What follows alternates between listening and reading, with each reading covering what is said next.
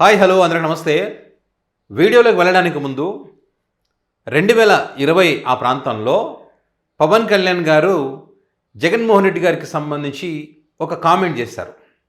ఏమని చేశారంటే, ప్రజల సొమ్ము ఖర్చు చేసి లగ్జరీ జీవితాన్ని గడపడం కాదు, ఇష్టం వచ్చినట్టుగా ఫ్లైట్లో తిరగడం కాదు, ప్రజా సమస్యలు అనేవి పరిష్కారం చేయాలని చెప్పి ఆయన కామెంట్ చేయడం, ఆ తర్వాత వరుస పెట్టి వాళ్ళ అఫీషియల్ పేజీల్లో వాళ్ళ మీడియాలో ఉంటాయి కదా, అనుకూల మీడియాలో జగన్మోహన్ రెడ్డి ఫ్లైట్ల కోసం 100 కోట్లు ఖర్చు పెట్టారని చెప్పి ఒక ఫిగర్ వేసేసారు. అప్పుడు అంటే వీళ్ళకి నచ్చింది, ఎంత నచ్చితే అంత ఫిగర్ వేశారు. కోట్లు అనేది కనపడాలి, జగన్ అంటే కోట్లు ఖర్చు పెడుతున్నది కనపడాలని 100 కోట్ల ఫిగర్ వేశారు.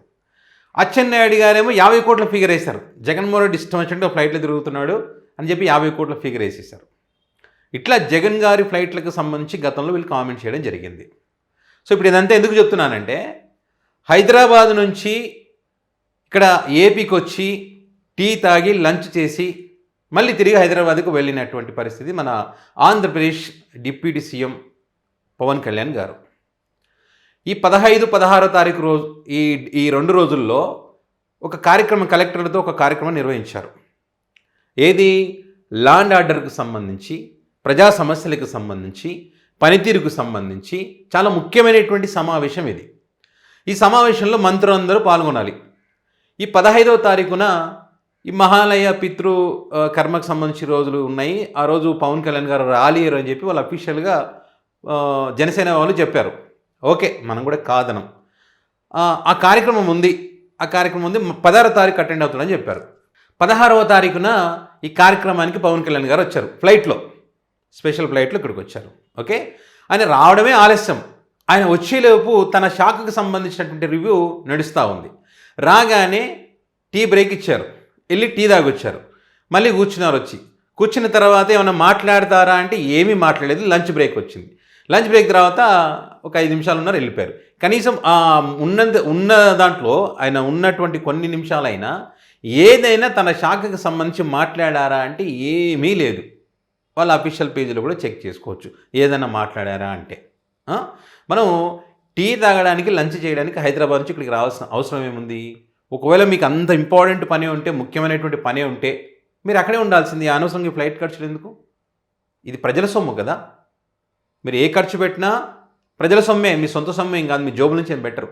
మన డైలాగ్ అదే కదా, నీ సొమ్ము ఇచ్చావా, నీ జోబుల నుంచి పెడుతున్నావా, నీ జేజమ్మ సొమ్మ, నీ తాత సొమ్మ అంటాం కదా మనం. మరి ఇప్పుడు ప్రజల సొమ్మే కదా అది.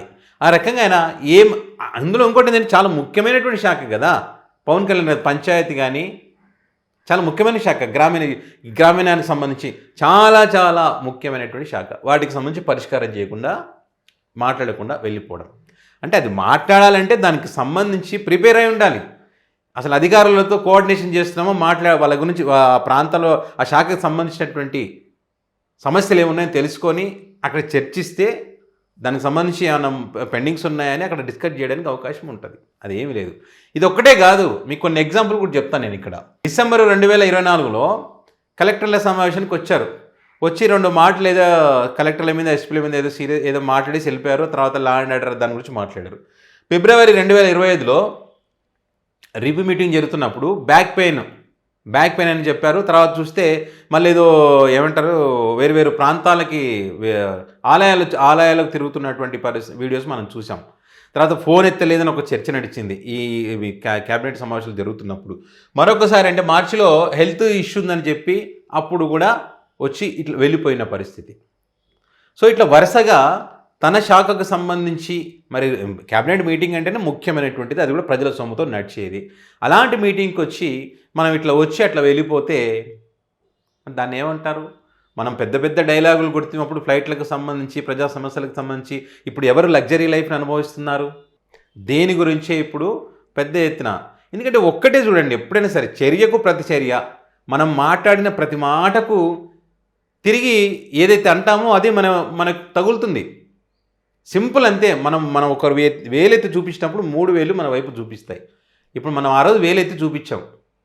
ఒక ముఖ్యమంత్రిగా ఆయన ఫ్లైట్లో సెక్యూరిటీ రీత్యా అనుకోండి, వేరే కారణాలు అనుకోండి, ఆ రోజున షెడ్యూల్ అనుకోండి, వాటి బేస్ చేసుకొని ఆ రోజు వాళ్ళ షెడ్యూల్ ఖరారు చేస్తారు.